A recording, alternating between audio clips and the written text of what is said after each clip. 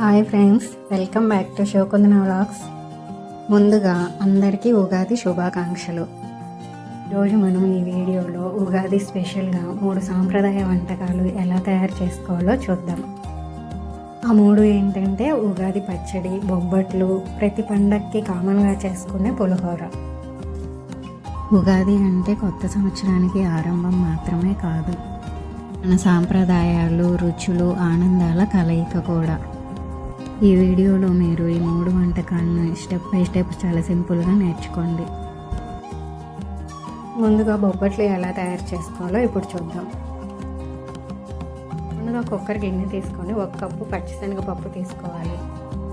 వీటిని శుభ్రంగా 2-3 సార్లు పాటు బాగా కడుక్కోండి. పప్పు శుభ్రంగా కడుక్కున్న తర్వాత పప్పు ఉడకటానికి సరిపడినన్ని నీళ్లు పోసుకోవాలి. కొలత ప్రకారం తీసుకోవాలంటే మనం ఏ కప్పుతో అయితే పప్పు తీసుకున్నామో అదే కప్పుతోటి 2 కప్పులు నీళ్లు పోసుకోండి. ఇప్పుడు వీటిని కుదిరితే 1 గంట పాటు నానబెట్టుకోండి.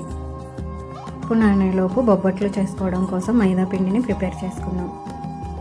పాటు 1 గిన్నె తీసుకొని ఇందులో 1 కప్పు మైదా పిండి వేసుకోవాలి. 1/2 స్పూన్ సాల్ట్ వేసుకొని ఉడికిందంతా సాల్ట్ కలిసేలా ఒకసారి కలుపుకోండి.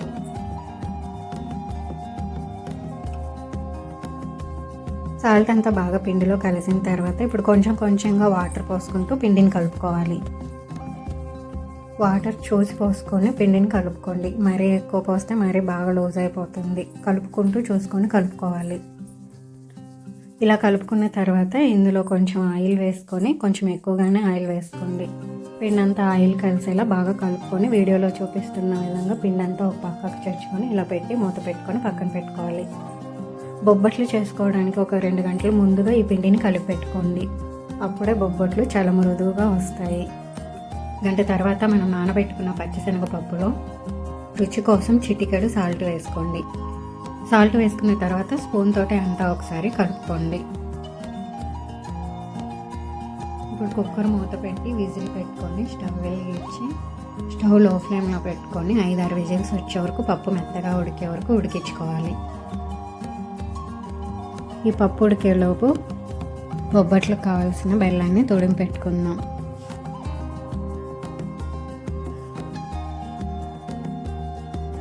కుక్కర్ 5-6 విజిల్స్ వచ్చిన తర్వాత స్టవ్ ఆఫ్ చేసుకొని కుక్కర్లో ప్రెషర్ అంతా పోయాక విజిల్ వేసి కుక్కర్ మూత తీసుకోవాలి. పప్పు అంతా కూడా బాగా మెత్తగా ఉడికిపోయింది. పప్పు తీసుకొని నలిపితే ఇలా మెత్తగా ఉండేటట్లు ఉడికించుకోండి. నీళ్ళు కూడా అసలు లేకుండా చూసుకోవాలి. ఒకవేళ నీళ్ళు ఉంటే వంచేసేయండి, మళ్ళీ పూర్ణం పిండి లూజ్ వస్తుంది. ఇలా ఉడికించుకున్న పప్పు బాగా చల్లారనివ్వాలి. చల్లారిన పప్పుని కొంచెం కొంచెంగా తీసుకొని మిక్సీ జార్లో వేసుకొని మెత్తగా మిక్సీ వేసుకోండి. చూసారు కదా, వీడియోలో చూపిస్తున్న విధంగా మెత్తగా వేసుకోవాలి. పప్పు మిక్సీ వేసుకొని పక్కన పెట్టుకోండి. ఇప్పుడు స్టవ్ వెలిగించుకొని ఒక కడాయి పెట్టుకొని కొంచెం నెయ్యి వేసుకోవాలి. నెయ్యి కరిగిన తర్వాత మనం మిక్సీ వేసుకున్న పప్పు అంతా ఇందులో వేసుకోండి.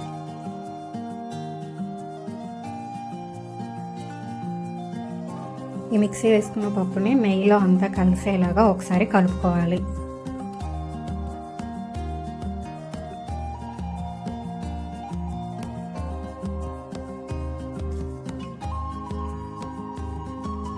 ఇప్పుడు మనం కట్ చేసి పెట్టుకున్న బెల్లంని ఇందులో వేసుకోవాలి. 1 కప్పు పచ్చిశనగపప్పుకి 1 కప్పు బెల్లం వేసుకోండి. ఇలా బెల్లం వేసుకున్నాక బెల్లం అంతా కూడా పప్పులో కలిసేటట్టు బాగా కలుపుకోవాలి.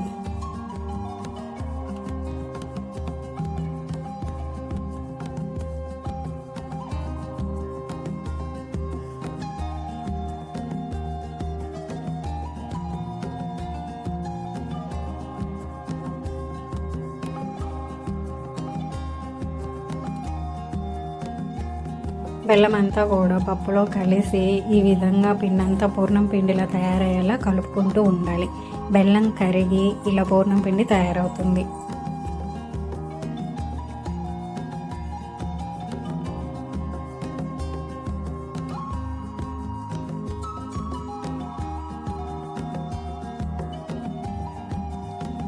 ఇలా కొంచెం సేపు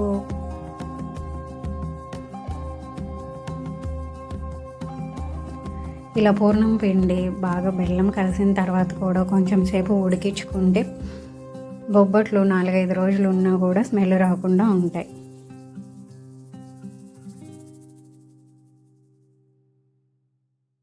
ఇలా పర్ఫెక్ట్గా పూర్ణం పిండి తయారు చేసుకున్న తర్వాత బాగా చల్లారనివ్వాలి. బెల్లం మాత్రం కొలత ప్రకారం వేసుకోండి, మళ్ళీ ఎక్కువ వేసుకుంటే పిండి లూజ్ అవుతుంది.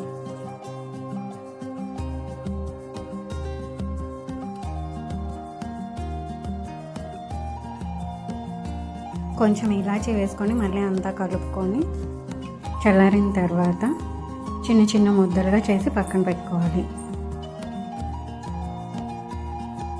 పూర్ణం పిండి ఉండలు చేసి పెట్టుకున్న తర్వాత మనం కలిపి పెట్టుకున్న మైదా పిండి కూడా పూర్ణం పిండి ఎంత సైజులో ఉండలు చేసుకున్నామో మైదా పిండి కూడా సేమ్ అదే సైజులో ఉండలు చేసుకోవాలి. మైదా పిండి మళ్ళీ ఒకసారి బాగా కలుపుకొని వీడియోలో చూపిస్తున్న విధంగా కొంచెం కొంచెంగా తీసుకొని ఉండలు చేసి పెట్టుకోవాలి.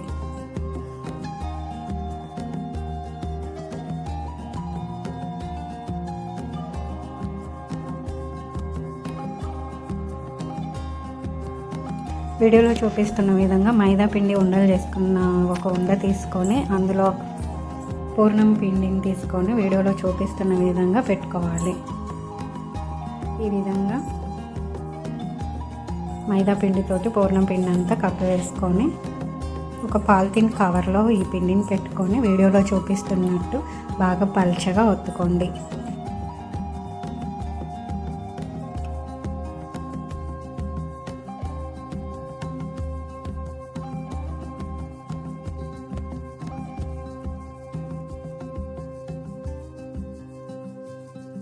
ఈ విధంగా మీకు కావాల్సినంత వరకు పలుచగా చేసుకోండి.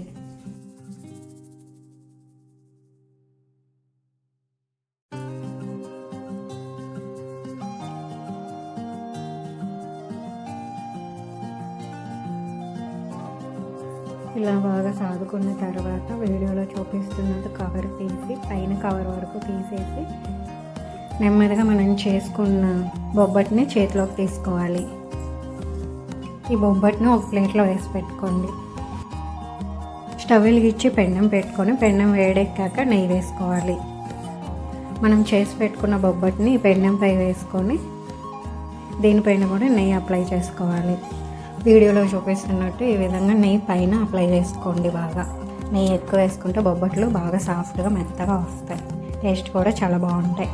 ఇలా రెండు వైపులా తిప్పుకుంటూ బాగా సిమ్లో పెట్టుకొని బాగా కాల్చుకోవాలి.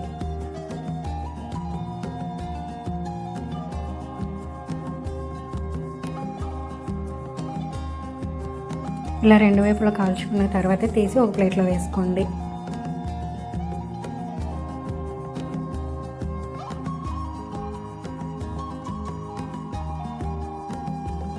ఇప్పుడు మిగిలిన పిండిని అంతా కూడా ఇలా ఉండలు చేసుకున్న మైదా పిండిలో పూర్ణం వీడియోలో చూపిస్తున్న విధంగా మీకు కావాల్సినంత సైజులో బొబ్బట్లను పెండ మీద వేసుకొని రెండు వైపులా నెయ్యి వేసుకుంటూ సిమ్లో పెట్టుకొని తిప్పుకుంటూ కాల్చుకోవటమే.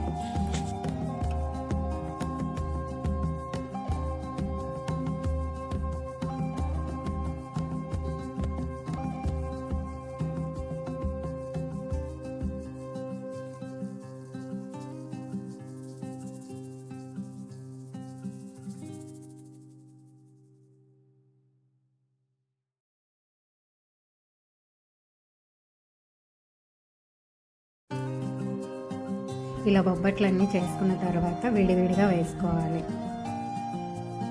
వేడి మీద అన్నీ ఒకదాని మీద ఒకటి వేస్తే ఒకదానికొకటి అతుక్కొని పిండి అంతా బయటకు వచ్చేసి విడిపోతాయి. కొంచెం ఆరే వరకు కొంచెం విడివిడిగా వేసుకోండి. ఆరిన తర్వాత ఎలా వేసుకున్నా ఇబ్బంది ఉండదు. చాలా మృదువైన తీయటి నేతి బొబ్బట్లు ఇలా ఇంట్లోనే చాలా సింపుల్గా ప్రిపేర్ చేసుకోండి. కొలతలతో బొబ్బట్లు చేసుకున్నారంటే పర్ఫెక్ట్ నేతి బొబ్బట్లు ఇంట్లోనే తయారైనట్లే. ఈ విధంగా బొబ్బట్లు చేసుకున్నారంటే ఇలా చాలా మెత్తగా 4-5 రోజులైనా ఉంటాయి. ఇప్పుడు మన సెకండ్ ప్రసాదం పులిహోర. ఈ పులిహోరని ఎలా తయారు చేసుకోవాలో ఇప్పుడు చూద్దాము. పులిహోర చేసుకోవటం కోసం ముందుగా ఒక గిన్నెలో కొంచెం చింతపండు వేసుకొని నీళ్లు పోసి 2-3 సార్లు కడిగి 1 గంట పాటు నానబెట్టుకోండి. గంట తర్వాత చింతపండు ఇలా మెత్తగా నానుతుంది. అప్పుడు మెత్తగా పిసుక్కొని రసం పక్కకు తీసుకోవాలి. మీకు టైం లేదనుకున్నప్పుడు తొందరగా చింతపండు పులుసు తీసుకోవాలంటే ఈ చింతపండుని నీళ్ళు లేకుండా ఒక మిక్సీ జార్లో వేసుకొని మెత్తగా గ్రైండ్ చేసుకోవాలి. ఇలా మెత్తగా గ్రైండ్ చేసుకున్న ఈ పేస్ట్ని ఇందాక చింతపండు నానబెట్టుకున్న నీళ్ళు ఉన్నాయి కదా అందులో వేసుకోవాలి.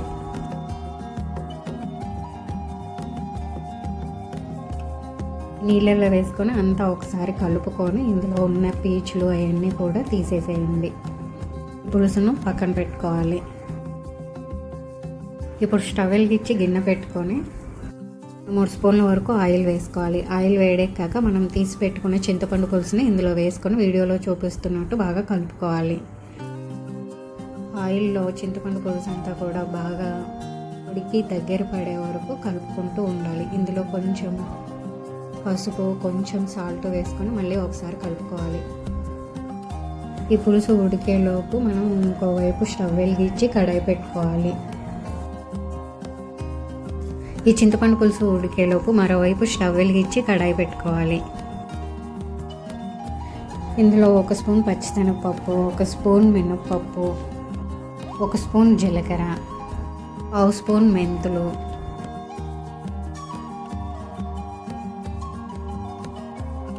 1/2 స్పూన్ మిరియాలు, 1 స్పూన్ ధనియాలు అన్నీ వేసుకున్న తర్వాత బాగా వేయించుకోవాలి. ఇప్పుడు చింతపండు పులుసు కూడా బాగా ఉడికిపోయింది. ఇలా బాగా ఉడికి ఆయిల్ పైకి తేలుతూ ఉన్నప్పుడు స్టవ్ ఆఫ్ చేసుకోండి. ఈ పులుసును పక్కన పెట్టుకోవాలి. పప్పులు కూడా బాగా కలర్ చేంజ్ ఈ విధంగా వేగిన తర్వాత చల్లారనిచ్చి ఒక మిక్సీ జార్లో వేసుకొని మెత్తగా పొడి చేసుకోవాలి. ఈ విధంగా మెత్తటి పొడిలాగా చేసుకొని పక్కన పెట్టుకోండి. ఇప్పుడు స్టవ్ వెలిగించి కడాయి పెట్టుకొని పోపుకి సరిపడా ఆయిల్ వేసుకోవాలి. ఈ ఆయిల్ కొంచెం వేడెక్కాక పోపు దినుసులు వేసుకొని వేయించుకోవాలి.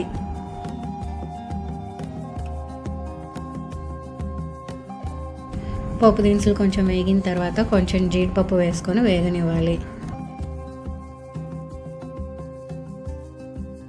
ఇవి కొంచెం వేగాక పల్లీలు వేసుకొని వేయించుకోండి. ఇందులోనే కొంచెం కరివేపాకు యాడ్ చేసుకొని బాగా అన్ని కలిసేలా కలుపుకొని వేగనివ్వాలి. 4-5 పచ్చిమిరపకాయ చీలికలు, ఎండుమిరపకాయలు వేసుకొని అన్నీ బాగా వేయించుకోవాలి. ఇందులోనే కొంచెం పసుపు వేసుకొని కలుపుకోండి. రుచికి సరిపడినంత సాల్ట్ కూడా యాడ్ చేసుకొని అన్నీ ఒకసారి కలుపుకోవాలి.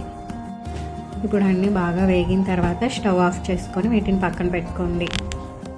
ఇప్పుడు ఉడికించుకున్న అన్నాన్ని వీడియోలో చూపిస్తున్నట్టు బాగా పొడి పొడిగా చేసుకోవాలి. మనం రెడీ చేసుకున్న చింతపండు గుజ్జుని అన్నంలో వేసుకొని వీడియోలో చూపిస్తున్నట్టు బాగా కలుపుకోవాలి.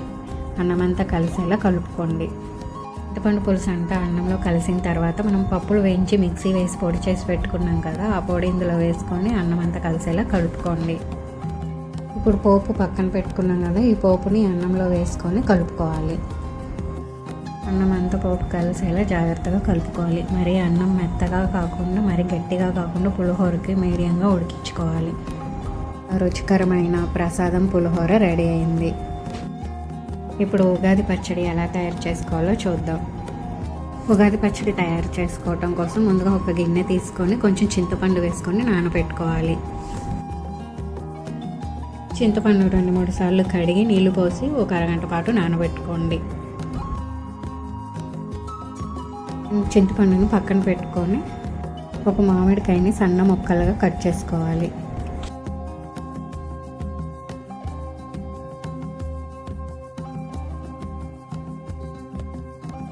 ఇట్లా మామిడికాయ ముక్కలు పిల్లలు తినరు అనుకుంటే తురుమి అయినా వేసుకోవచ్చు. ఇలా మామిడికాయలు ముక్కలుగా కట్ చేసుకొని వీటిని పక్కన పెట్టుకోండి. ఇప్పుడు 1 స్పూన్ మిరియాలు తీసుకొని మెత్తటి పొడిలాగా చేసుకోవాలి. ఇలా మెత్తటి పొడి చేసుకోవాలి. వేప పువ్వును కూడా ఈ విధంగా రెడీ చేసి పెట్టుకోవాలి. ఇప్పుడు మనం నానబెట్టుకున్న చింతపండును బాగా పిసికి గుజ్జు తీసుకోవాలి. ఇప్పుడు మనం తీసుకున్న పులుసును వరకు ఒక గిన్నెలోకి తీసుకోవాలి. ఈ పులుసులో తీపికి సరిపడా బెల్లం వేసుకొని బెల్లం అంతా కరిగేలా ఈ విధంగా కలుపుకోవాలి. ఇందులోనే మనం మెత్తగా పొడి చేసుకున్న మిరియాల పొడి, తురిమిన కొంచెం అల్లం ముక్కలు, రుచికి సరిపడినంత ఉప్పు, కట్ చేసి పెట్టుకున్న మామిడికాయ ముక్కలు, వేప పువ్వు అన్నీ వేసుకొని స్పూన్తో బాగా కలుపుకోవాలి. అన్నీ బాగా కలిసేలా కలుపుకోండి. అంతే, ఉగాది పచ్చడి కూడా రెడీ అయిపోయింది.